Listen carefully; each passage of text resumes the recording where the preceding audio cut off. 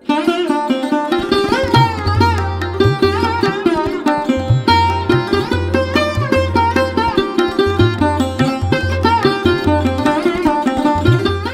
ராசிக்காரர்களுக்கு 2026ஆம் ஆண்டு உங்களுக்கு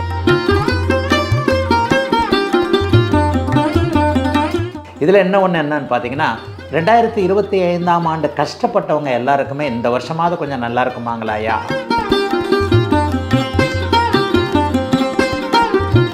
இரண்டாயிரத்தி 26ஆம் வருஷம் என்ன மிதுன ராசிக்காரர்களுக்கு சொல்லணும்னா, வேலை, தொழில், வியாபாரம் இந்த மாதிரியான அமைப்புகள் உங்களுக்கு ஜூன் மாதம் 2ஆம் தேதி நடக்கக்கூடிய அமைப்பு குரு பெயர்ச்சி வந்து உங்களுக்கு வருடத்தின் ஆரம்பத்திலேயே ராசி புனிதத்துவத்தை அடைந்திருப்பதால் கடந்த காலத்தில் ஏற்பட்டு கொண்டிருந்த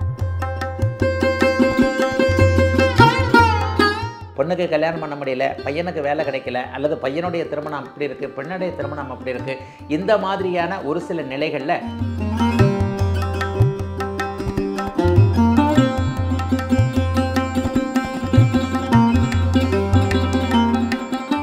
ஆலயம் செல்வீர் வாசகர்கள் அனைவருக்கும் இனிய புத்தாண்டு நல்வாழ்த்துக்கள். எல்லோரும் நன்றாக இருப்பீர்கள். இதோ இந்த 2026ஆம் ஆண்டு ஆங்கில புத்தாண்டு பிறக்க போகுது. 12 ராசிக்காரர்களுக்கும் ரொம்ப பெரிய ஒரு எதிர்பார்ப்பு. கண்டிப்பாக நம்ம தமிழ் புத்தாண்டை விட கலாச்சாரத்தின் அடிப்படையில் நம்ம தமிழர்களாக இருந்தாலும் கூட ஆங்கில புத்தாண்டை தான் நம்ம நிறைய பேர் வந்து எதிர்பார்க்குறோம் இல்லையா? அப்போ அந்த ஆங்கில புத்தாண்டு 12 ராசிக்காரர்களுக்கும் எப்படி இருக்கும் அப்படிங்கிறதுக்கான எதிர்பார்ப்புகள் கண்டிப்பாக எல்லோருக்குமே இருக்கும். இதில் என்னன்னு பார்த்தீங்கன்னா, 2025ஆம் ஆண்டு கஷ்டப்பட்டவங்க எல்லாருக்குமே இந்த வருஷமாவது கொஞ்சம் நல்லா இருக்குமாங்களாயா அப்படின்ற ஒரு அமைப்பு கண்டிப்பாக உண்டு.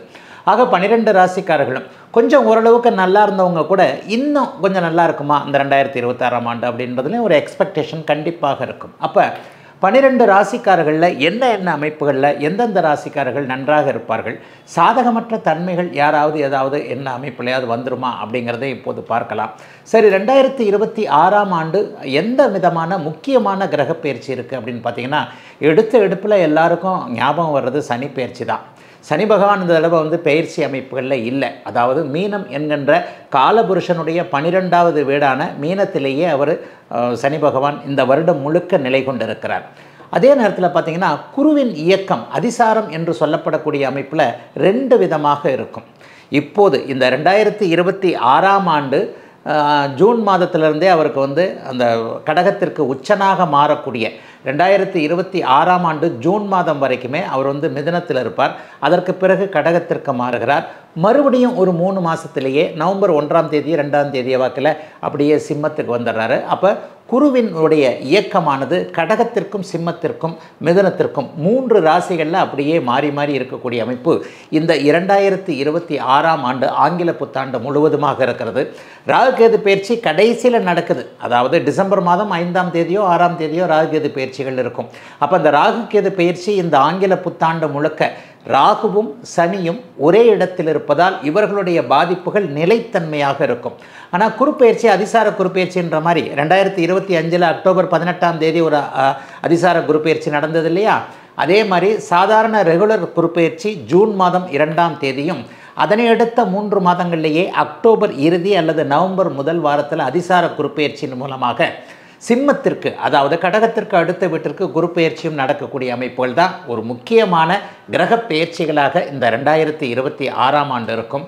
சரி, இப்போது 12 ராசிகளும் எந்த மாதிரியான அமைப்புகளில் கண்டிப்பாக எந்த மாதிரியான நன்மை சாதக பாதகங்களை அனுபவிப்பார்கள் 2026என்றதில் பார்த்துடலாம். மிதுன ராசிக்காரர்களுக்கு மிகப்பெரிய முன்னேற்றங்கள் இருக்கக்கூடிய வருஷமாக இந்த வருஷம் இருக்குங்க. 2026ஆம் ஆண்டு உங்களுக்கு ஒரு மிகப்பெரிய நல்ல பலன்களை செய்ய போகுது.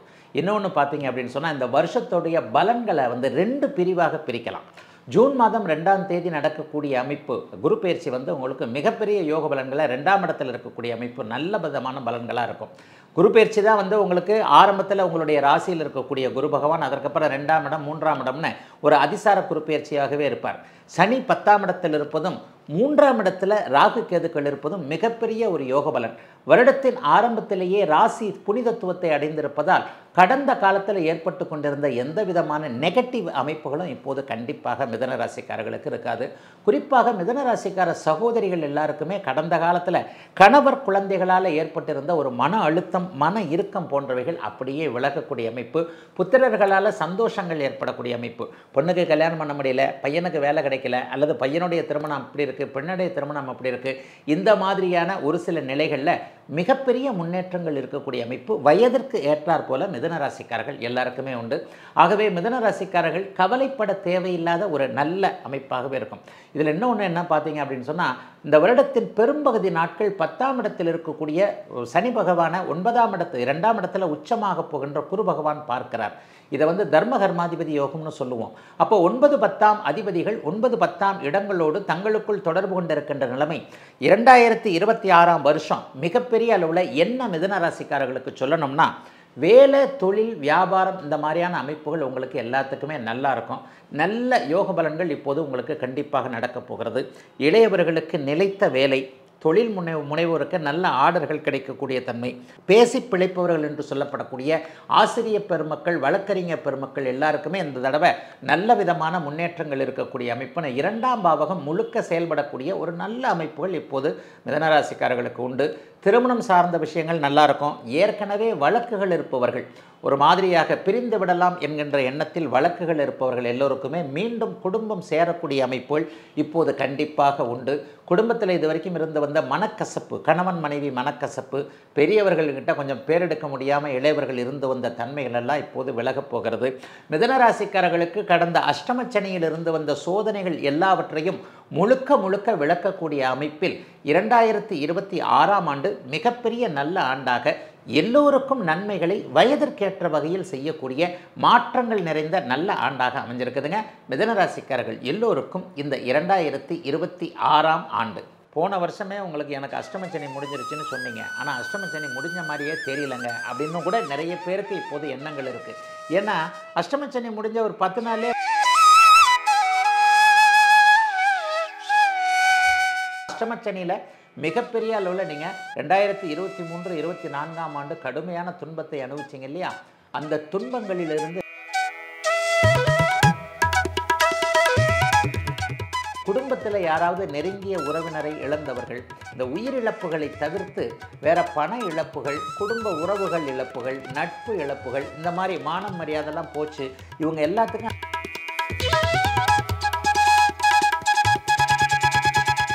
படிக்க முடியாத தன்மையில் இருந்து வந்த பள்ளி மாணவ பருவத்தில் இருக்கக்கூடியவர்கள், கல்லூரி பருவத்தில் இருக்கக்கூடியவர்கள் எல்லாருக்குமே